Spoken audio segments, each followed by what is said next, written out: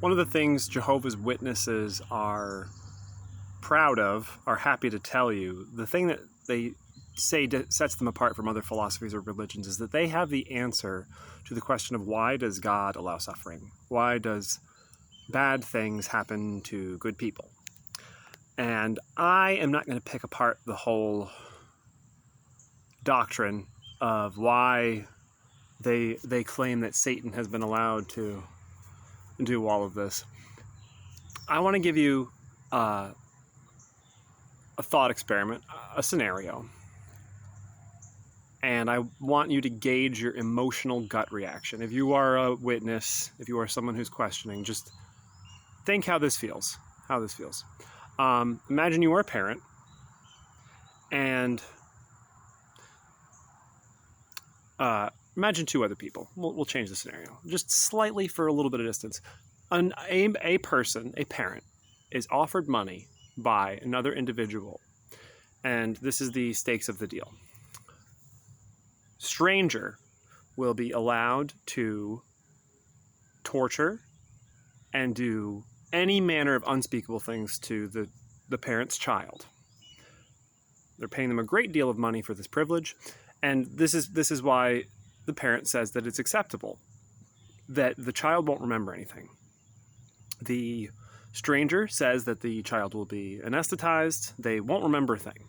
There will be no lasting physical harm to them, and there's 100% guarantee, like they're going to come in and they're going to go out the same way, but this stranger will be able to let your imagination run wild, horrible, horrible things to this child for some extended period of time. Let's say a couple years.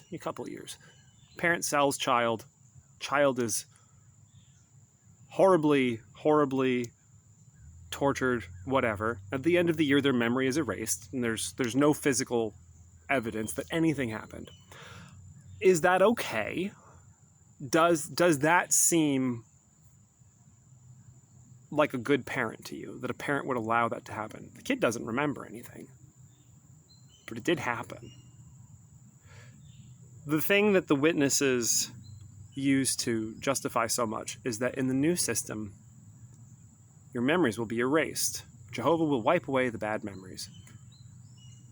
If you're not okay with what that parent would do, if you hear that scenario and say, I would be fine if that happened, that doesn't bother me at all, then the exact same idea applies. Whether or not someone remembers something doesn't mean the event didn't take place. I'm not going to go deep into a philosophical question here of if a tree falls in the forest, does it make any sound? But I think viscerally, in your gut, you would feel that is wrong. You can rationalize it. You can say, no lasting memory, so it didn't harm anyone. But in your gut, you would not allow that to happen. And you would not think it was right for other people to allow that to happen. But that is the exact scenario times an infinite amount that the witnesses claim is a just and loving provision. We can allow all of these things in the world as long as, boop, the Men in Black little neuralizer, flash, erases your memory. It doesn't seem very moral or just or fair, especially in our human scenario. And this is how internally in the organization, I believe that they justify a lot of things too, because everyone is looking forward to the new system. So, if someone didn't have any children, they'll have children in paradise. If someone is suffering now, if they have to give up spending time with their children because they're disfellowshipped or disassociated, or if they were never baptized, if they're just outspoken or gay. No, I don't have a relationship with my children anymore. I've never seen my grandchildren. All of these bad things, child abuse, because, Jehovah's going to wipe away those memories. So it's more important to forgive. Forgive and move on, and not to bring reproach on Jehovah's name, because in the new system, boop, it'll all be erased. So what does it really matter? What does it matter? This idea, again, I'm not debating the doctrine. I'm not debating whether or not theologically, biblically, this makes sense, or philosophically, if this idea even holds water to an all just, all loving God. Just the witness interpretation here at the very end of it's okay for someone to allow their child to be tortured as long as the child's memories are erased. That is gross. Like, that's gross. If I knocked on your door and didn't explain that this was an analogy of an analogy, just like, let me lay out a scenario for you. Let me lay out a trolley problem for you. Does that make you feel okay? Does that make you feel good on the inside?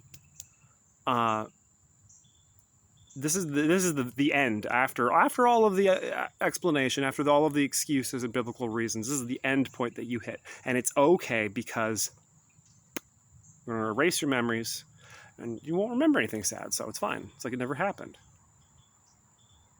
That's the best that they've got. And you deep down would not accept that for a human, so why should you accept it for God? Maybe that's not the right answer. Yeah. That's not extremely well thought out, but that's my little ramble. They like to use the teacher analogy. But my analogy is more specific.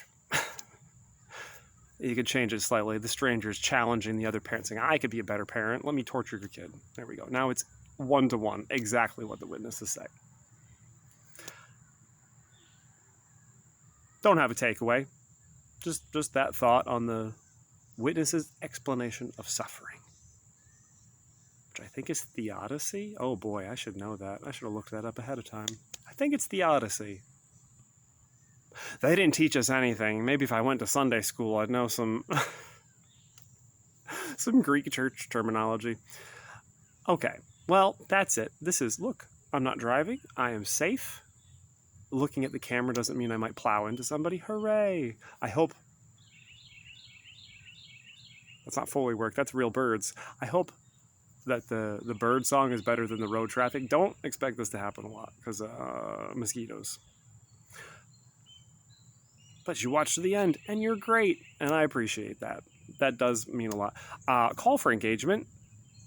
If you like my videos, if you think I'm a cutie, like, share, subscribe, comment. All of those things are very helpful. The more interaction a video gets, the more people see it.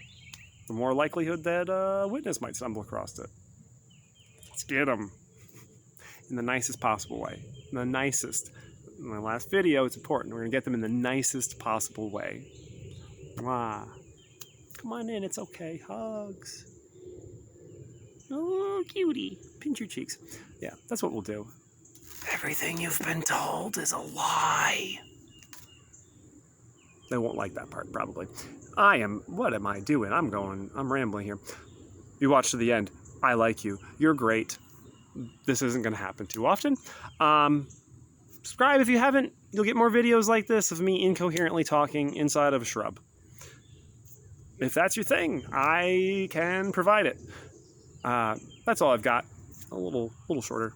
My shirt is a faded Great Mouse Detective shirt. That is an excellent movie, and I might watch that tonight. Rattigan! On that note, on that underrated movie, I will sign off, and I will see you next time.